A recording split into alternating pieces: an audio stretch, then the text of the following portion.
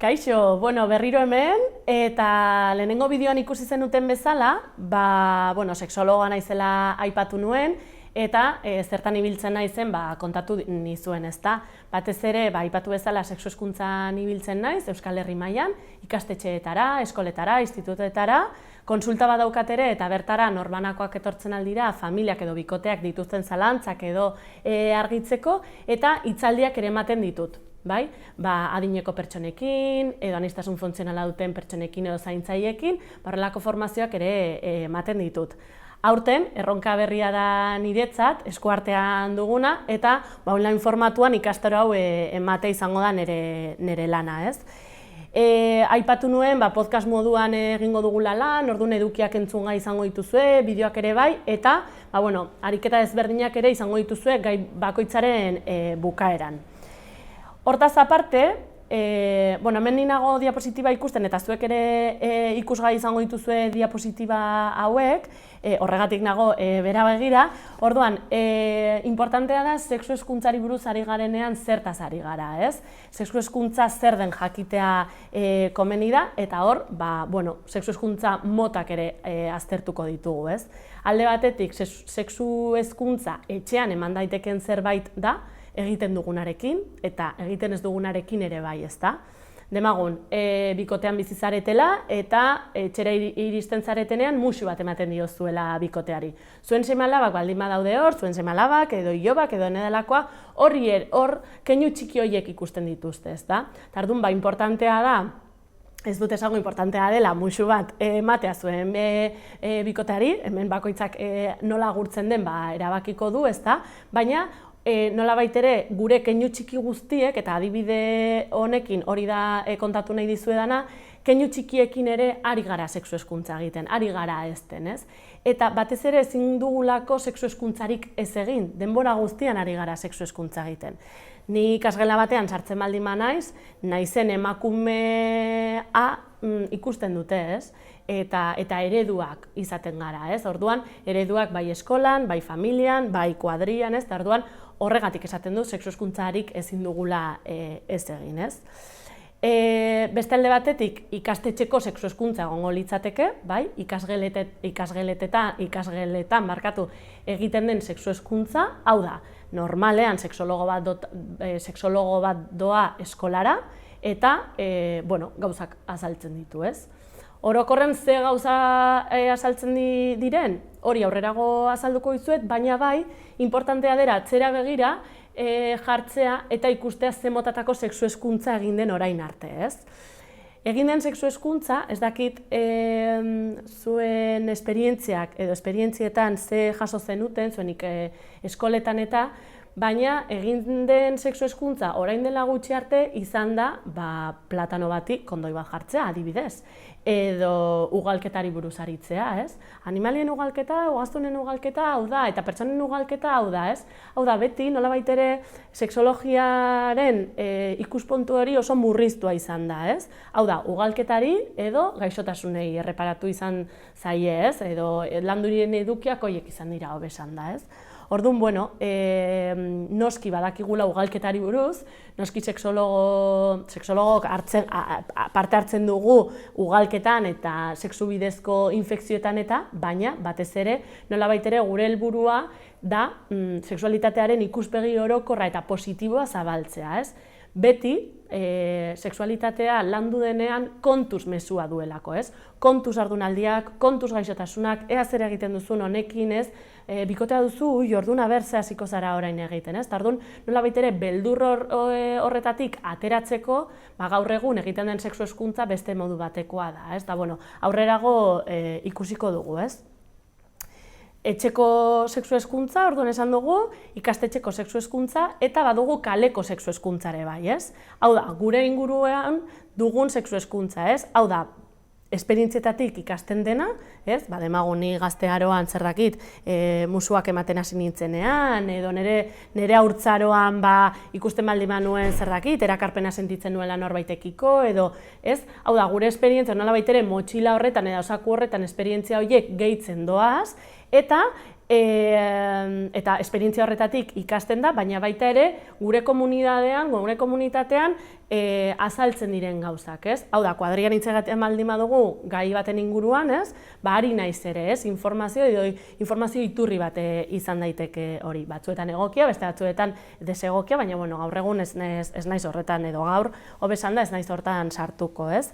Eta, gero ere, kaleko sexu hezkuntza horretan, sareetan, interneten, eta batez ere, nolabait esateko sexu hezkuntza teknologikoa ere existitzen da, ez? Gaur egun youtuberrak ditugu, edo tiktokak, edo dena delakoa, eta batzuetan, zalantzan jartzen dut, eta hemen igual, ez dakit, nire iritzi personala emango dizuet, ez? Baina batzuetan, egiten den sexu hezkuntza hori iritzietatik doa, ez? Ez da zerbait zientifikoa, ez da zerbait eduki zehatz batzuk dituena, ez, hor norbait bere iritzia plazaratu du, baina esango nuke hori ez dela sexu hezkuntza, ez? Egia da sexologo asko sareetan gaudela, eta orduan igual eduki horiek bai direla nolabait ere profesionalagoak esateko, ez? Kakotxen artean esatu dut hau, baina, sexu hezkuntza ere zein motatakoa den edo zein motatakoa izan daiteken, ere desberdintzea importantea da, ez? Eta honekin lotuta, norberaren biografiari erreparatu beharko diogu sexu hezkuntzari buruz ari garenean, ez? Argi eta garbi dago gure sexualitatea jaiotzen garenetik hiltzen garen arte ematen dela, eta orduan biografia horretan gure, nolabait esateko, gure historian hori aldatzen joango dela, ez? Eta hemen dudarik ez dago, bakoitzaren bizitza eta biografia desberdina izango dela, ez?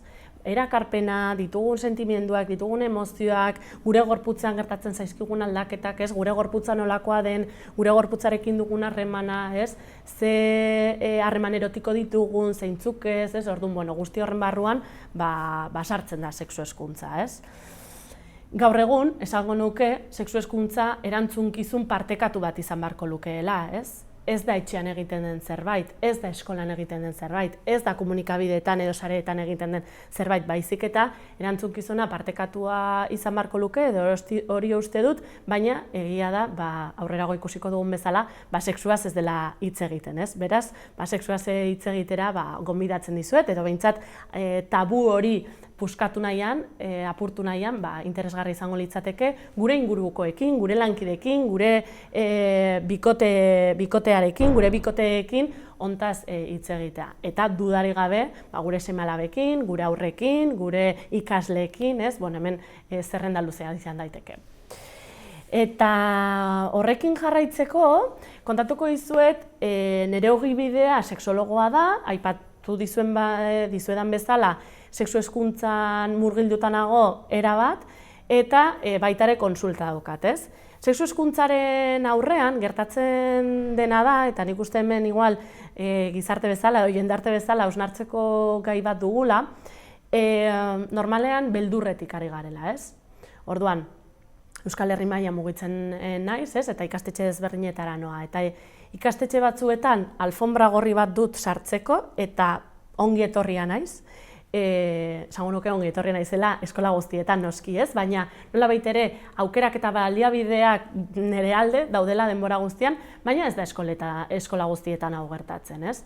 Eta batzuetan beldurretik ari dira, ez? Igual gurasoak, guraso elkarteak, beste familiak, irakasleak ere ez, batzuetan, eta zeri buruz hitz egingo diezu itxaso, ez? Hau da, jakin mina dago, baina hitz egiten baldin badiezu pornoari buruz, igual porno gehiago kontsumitzen hasiko dira, edo gehiago ikusiko dute, edo ez, batez ere kontuz mezu hori, ez, dagoelako horren atzean, ez? Uste da gainera, sexologoen lana dela arriskui buruz hitz egitea, eta badakigu arriskui buruz hitz egiten, noski ez, baina ematen du saioetan infekzioi buruz hitz egingo dugula, haurdunaldiei buruz, ez? Eta orduan, bai, hori existitzen da noski eta hori lantzen dugu, ez? Baina ezin dugu bakarrik gure burua hortara mugatu, ez? Nolabait esateko. Orduan, aste hontako kontua izan da, baina ni eskola batera nindoan egunean, familia askok ez dituzte ikasleak egun horretara bidali, ez? Eta hau Euskal Herrian, esan nahi dut, eredu ez dut aipatuko, baina bai publikoan, ikastetxe publiko batean, ez? Gaur egun hor gaude. Igual ematen du urruti gaudela, baina gaur egun horrelako egoerak ere ematen dira, ez? Eta matematikako irakasle bati, edo ingleseko irakasle bati, edo gorputz hezkuntzako irakasle bati, inork ez dio galdetzen bere saioetan zer egiten duen, ez? Egia da, kanpoko edo hezkuntzatik kanpoko profesionalak goazela ikasgeletara, baina demagun udaltzaingoak, ez dakit, errepideen azalpena emateko edo errepideen arauak eta kontatzeko, inork ez du zalantzan jartzen bere klasea egokia izango den edo ez, ez?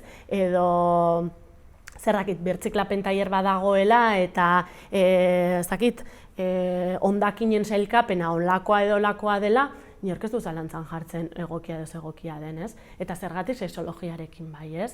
Nolabait ere sexualitatea beti zerbait zikina ikusi delako, zerbait, agian eso, pixkat urruti gelditzen zaigula, zerbait intimoa da noski, baina gai ez dugulako normaltasunez hitz egiten, ez? Eta orduan, errealitate honetatik abiatuta, uste dut importantea dela jakitea sexu hezkuntzaren helburuak zeintzuk diren. Ze ez da, prebentzio neurrien antisorgaioi buruz hitz egitea. Sexu hezkuntzak momentu honetan eta Euskal Herri mailan gauden sexologoen artean uste dugu helburuak direla oso zehatzak, eta zehatzak dira elkar ezagutzea, ze batzuetan ez dira elkar ezagutzen. Zer motatako emakumeak daude gelan, zer motatako gizonak, zer moduzkoa da gure harremana, ez? Nor bere burua maitatze izango litzateke bigarren helburu bat, zer moduz, daramagu hau, nor bere gorputza maitatzea, ditugun ez dakit, konplexuak edo, nola da, konplejoak edo esan nahi dutez, zer gertatzen da honekin? Lan handia dugula, baina helduok ere bai, ez? Orduan, agian txiki-txikietatik ikasten baldin magara, igual asko zobe, ez? Nola baita esateko ere izango litzateke gure gorputza onartzea, eta ez dugu onartzen, ez?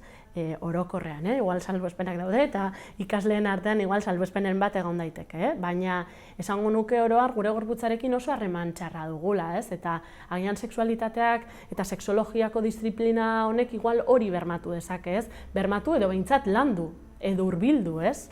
Eta azkenengo helburua elkarri komunikatzea, ez? Zeintzuk diren nire nahiak, nire desirak, bestearekin komunikatzea, konpartitzea, ez?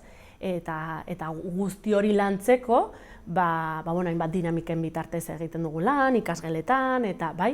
Eta zergatik kontatzen dizuet hau, importantea delako foko horretatik ateratzea eta ikuspegia nolabait ere zabala izatea, ez? Edo behintzat hori da nire helburua. Batez ere foko hori jartzen baldin badugu hain zuzen ere haur eta gazteetan, igual gauzak hobera doaz, ez? Ero hori pentsatu nahi dut.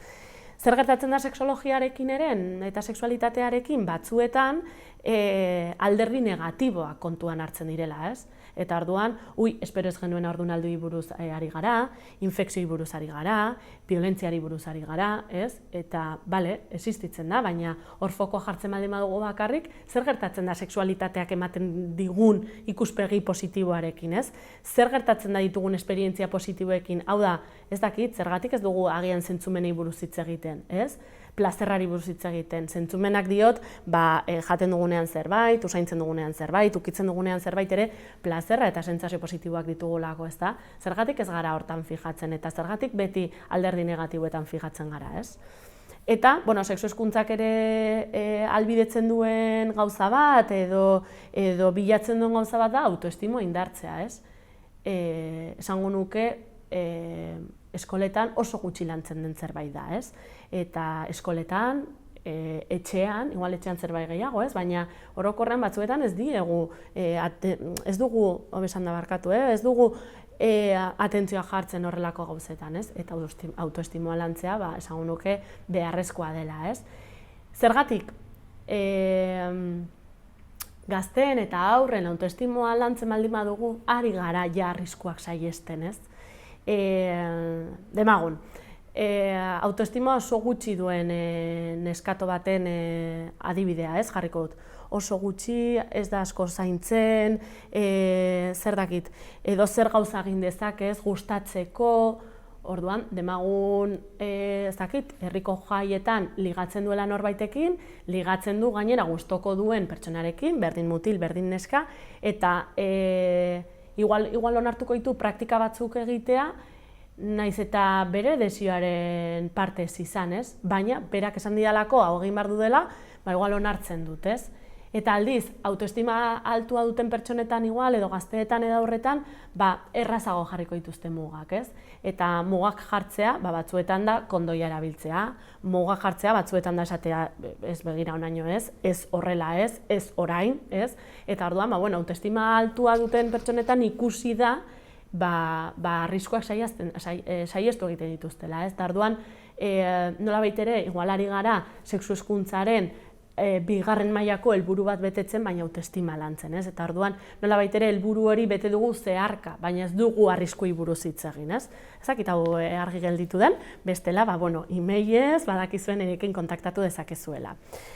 Eta aurrera egingo dugu, esan dudan bezala hemen dugu hemen dut pantalla, eta orduan, honi erreparatuko diot, ez? Importantea da sexu hezkuntzan ere testuinguruan zein den, ez? Aztertzea, eta horregatik testuinguruaren garrantzia azpimarratu nahiko nuke, ez? Alde batetik izango genuke ingurune hurbila eta beste alde batetik ingurume soziala, ez? Ingurune hurbilean familia dugu, orduan, ze motatako sexu hezkuntza egiten dugu etxean? Egiten dugu, lantzen dugu, hitz egiten da, tabu da, ez? Horri buruz ere hausnartza importantea da. Ikastetxean ere, lantzen da? Noiz lantzen da gaia? Ugalketa lantzen dugunean edo igual beste garai batzuetan, ez? Ematen du sexualitatea hitz egin behar dela nerabezaroan. Igual nerabezaroan berandu da, ez? Orduan, noiz hasten gara ikastetxeetan sexualitateari buruz hizketan? Txiki-txikiak direnean? Ez txiki-txikiak direnean igual ez. Eta aurrerago, baina gauza asko lantzen aldira, ez? Egia da, sexualitatea lantzerakoan badugula ikuspegi mugatua, eta orduan ematen du bakarrik helduok egiten ditugun gauzak direla, ez? Eta sexua aurrerago landuko dugu zer den, ez? Baina sexua ez da bakarrik helduen kontua, ez? Txiki-txikitatik eta bideo honetan azaldu dudan bezala, jaiotzen garenetik hiltzen garen arte, ez? Ematen den prozesu da, orduan txiki-txikiekin ere gauzak landu naiteke, ez? Kuriosoa da, baina ni ikasgela batzuetara sartzen naizenean, batzuetan aurroiek ez dakite zesariatik edo alutik jaio diren. Eta hau igual txiki-txikitatik landu daiteken zerbait da, ez? Plazerra, nola komunikatzen gara familiarekin, titi hartu nuen, ez nuen hartu, horrelako gauzak nik uste importantea dela, ez? Aurrekin lantzea, ez? Esango nuke, Euskal Herri mailan oraindik ez dagoela, ez ikastetxe bakar bat ere, bere etapa guztietan, bere maila guztietan sexu hezkuntzako saioak dituenik. Hau da, egiten den sexu hezkuntza oso esango nuke partxeekin dela, ez? Eta, bale, DBH-en 4, 3 saio, 6. mailan beste 2, baina inoiz ez da zerbait antolatua, inoiz ez da sari dut antolatua ikuspegi global horretatik, noski saioak antolatzen direla, noski eduki batzuk eta helburu batzuk daudela, baina inoiz ez da kontuan hartzen zen izan daiteken ikuspegi globala, ez?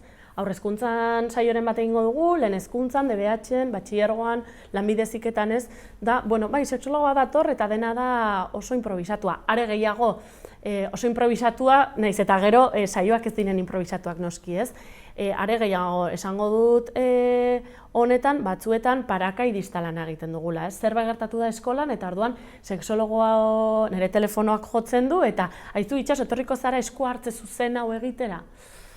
Bueno, bai, joan naiteke, eta egin dezaket, baina orain arte ez da sexualitatea landu? Igual horregatik meloi hau ireki da orain, ez? Edo igual ez dugulako, lehenago lan hau egin, ez?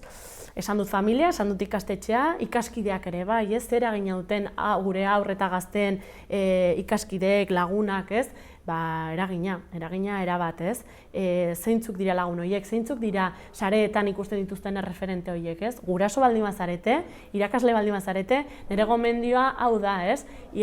Aztertzea, sareetan ikusten dituzten youtuberrak, Instagramea, nola esaten da? Instagramak hori da, bai? Orduan, nola baitere, importantea da aztertzea zer ikusten duten sareetan, ez? Ez dute esango debekatu behar diegunik, ez dakit, adibide bat jartzeagatik, Ibai Llanos edo dena delakoa, ez, baina igual bai aukera batzuk eskaini behar dizkiogula, ez? Bale, erreferente hauek dituzue primeran, baina zergatik ez duzue batipa hau jarraitzen, ez? Demagun, lasiko goman edo horrelako beste referenteak, adibideak, dira bakarrik, ez dut esango egokiak diren edo ez egokiak diren, hau baliabideetan landuko dugulako, baina bueno, agian beste aukera bat eskaini ezakegu, ez? Eta noski, erreferenteak ditugu gure auzoan eta gure herrietan ere, ez bakarrik ditugu erreferente teknologikoak, ez? Gu izan gantezke referenteak, irakasle bezala, guraso bezala, izeba bezala, ez? Bueno, hor eta importantea ere, ze auzoan eta ze herrian bizi garen, ez? Gura auzoan LGTBIQ+ kolektiboa banderolak ikusten diren, ez, hau da, non bizi garen, ez? Sexualitateko hitzaldiak antolatzen dira, kultur jarduerak antolatzen dira eta kultur jardueren barruan, zerrakit, pornoari buruzko hitzaldi bat antolatzen da, ez? Bueno, hor ere, nolabait ere, komunitatean ze aukerak dauden eta zer ikus dezakegun ere hori izango litzateke ere sexu hezkuntza, ez? Eta hori gure ingurune hurbilean esan duen bezala, eta ingurune soziala ere bai, ez? Hau da, zeintzuk dira gure eredu eta balio kulturalak, ez? Zein da edertasun kanona, zeintzuk dira gorputz irudiak, ez? Bueno, hor ere, zeintzuk dira edertasun eredu horiek, ez? Zer da gizarte honetan, kultura honetan, gu Euskal Herrian, ez? Gizona izatea, emakume izatea, zeintzuk dira emakume gizonaren ezaugarriak, ez? Hori guztiak nolabait ere ingurune sozialean sartzen da, eta noski sexualitatea eta erotika ere bai. Eta desberdina izango da noski bizitza etapa bakoitzean, ez? Ingurune hurbileko haur batek, igual izan dezake bizitza etapa horretan zer dakit, esperientzia bat, eta adibidez, beste herrialde bateko beste haur batek edo heldu batek izan dezake beste zerbait. Orduan, guzti horrek, ez dela gutxi, eragina zuzena dauka gure haur eta gazteetan, eta gurean ere bai, ez? Eta, bideo hau ja bukatze aldera, eta lehenengo gai hau bukatze aldera, importantea da erredukzionismoetatik ateratzea, ez? Sailkatuko bagenu eta taulan ikusgai izango duzu, ez? Sailkatuko bagenu zer da gaur egun gertatzen dena eta zer redukzionismotan bizi garen eta sexologiak proposatzen duena, aldea dagoela ikusiko genuke, ez? Eta hor, atalez atal joango naiz, ez? Adibidez, etapari dagokionez, sexualitatea ze etapatan ematen da? Hola gutxi pentsatuta, esango genuke, gazteak eta helduak. Ematen du ja guraso garenean edo jaurrak ditugunan, ematen du ez dugula larrutan ibiltzen, ez dugula zer dakit erakarpena sentitzen, ez? 80 urteko gizon edo emakume bati galdetzea, bere sexua edo sexualitatea honelakoa den, igual komenigarria izango litzateke galdetzea, ez? Baina nolabait ere, redukzionismo horretan bizi gara, eta orduan ematen du sexualitatea gazte eta helduetan ematen dela bakarrik, ez? Zein da sexologiaren proposamena? Bizitza osoan zehar, ez? Eta hau behin baino gehiagotan entzun didazue eta entzungo didazu, ez? Sexologiak planteatzen duen gauza bat da, izaki sexuatua garenez, jaiotzen garenetik, hiltzen garen arte emango den prozesu bat dela, ez? Eta orduan, ezin gara balionetatik edo sexualitatearen balionetatik atera. Da esatea bezala gaur kalera aterako naiz beso bat gabe, edo usaimenik gabe, ez? Ezin da, sexuri gabe ere ezin gaitezke atera, ez? Desirarien orientazioari dagokionez, gizarte honetan zein uste duzu dela desiraren orientaziorik, ez dakit, nabarmenena edo zer ematen da gehiago, heterosexualitatea, ez da? Zer da sexologiak planteatzen duena? Aniztasuna dagoela, heterosexualak badaude, homosexualak badaude, bisexualak badaude, hau da, erakarpena zein motatakoa izan daiteke, handia eta zabala, ez? Orduan ari zarete ikusten edo hori da nik plazaratu nahi dudana, zabaltzearen helburua, ez? Gorputzari dagokionez, nik galdetzen baldin badizue sexualitatea non kokatzen duzuen, askok erantzungo didazue genitaletan. Ematen du sexua dela genitalekin egiten dugun zerbait, ez?